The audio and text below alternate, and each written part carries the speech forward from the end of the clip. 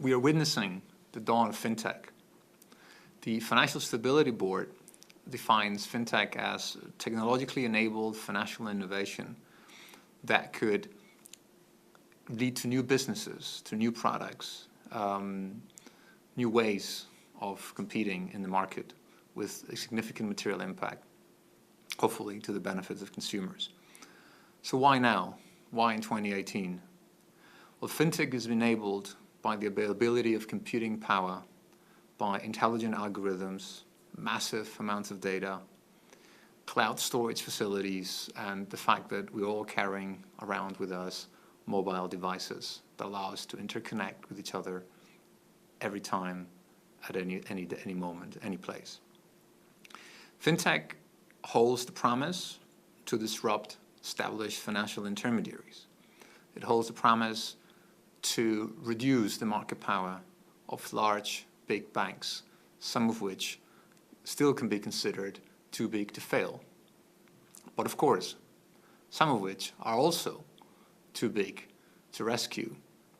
Hence, reducing the market power could be of great benefit, not just for financial stability going forward, but also for competition. FinTech can benefit consumers directly by better matching investors and borrowers or equity issuers. It can also help in reducing information asymmetries by way of leveraging large amounts of data and information on the use by customers of financial services and financial products.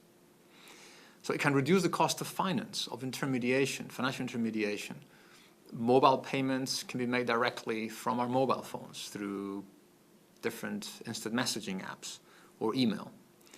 We can have better access to information on individuals' creditworthiness, and with that, provide better access to credit. We can, as users, make investments at the click of a button in our mobile devices on equity, on the stock market, just like it happens today in China at very low cost. Of course, we can switch banks if we're dissatisfied with the service that's being provided.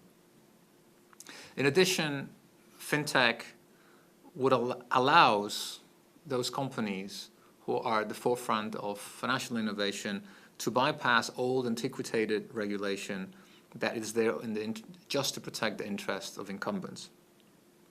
The problem is these same companies may be able to bypass useful regulation that effectively ensures financial stability or increases the market integrity.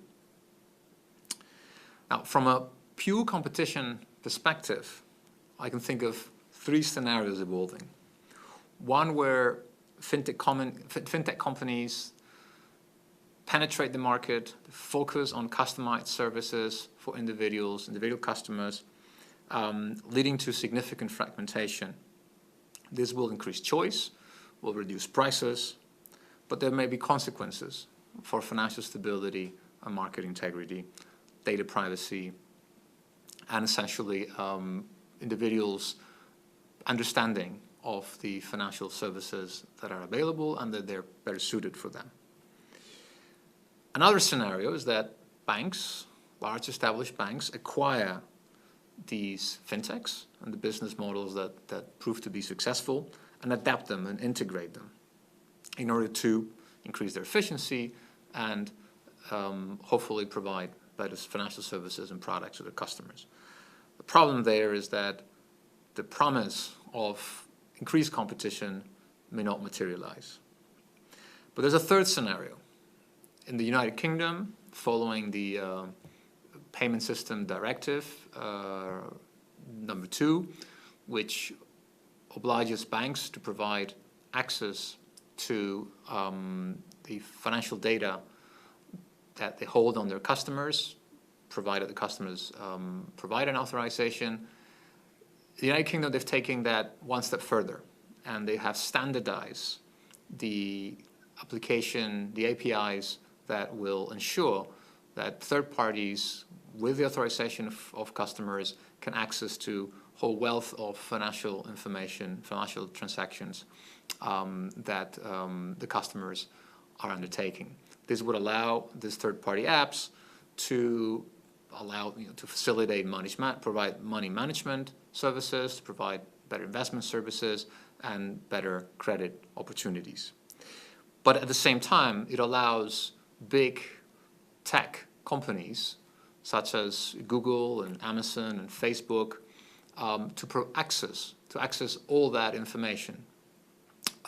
Again, with the authorization of the customers. But if Amazon offers 1 month of Prime for free in exchange for accessing your financial accounts, maybe at some point you decide this is a pretty good idea. Also, that comes together with better services for credit or an ability to ensure that you never require an overdraft, or simply to manage your money more efficiently. And you trust Amazon to do that because you may spend a lot of money at Amazon. So obviously, this provides these companies with the ability to put together very rich transactional data about our lives, together with all our financial data. And this could allow them to generate tremendous value in terms of products and services, but at the same time, it could raise significantly entry barriers, both in the technology side as well as on the financial side. So what does this mean? We want to reap all the benefits that FinTech promises. We're going to need very strong enforcement by competition authorities that keep an eye on how market power is evolving over time. We're going to need very strong consumer protection agencies that make sure that the use of this data is in line with the interests of consumers. We're going to need financial regulators that keep an eye on the possible unintended consequences of fragmentation or of big tech companies entering into a battle with too big to fail firms for control of our financial products and services. Now, all of those agencies will need to talk together, and all of those agencies from across different countries will need to work together to ensure there's no regulatory arbitrage. This is a huge challenge, and I wish all regulators that are going to be part of this dawn of FinTech all the luck of the world for everyone's sake. Thank you very much.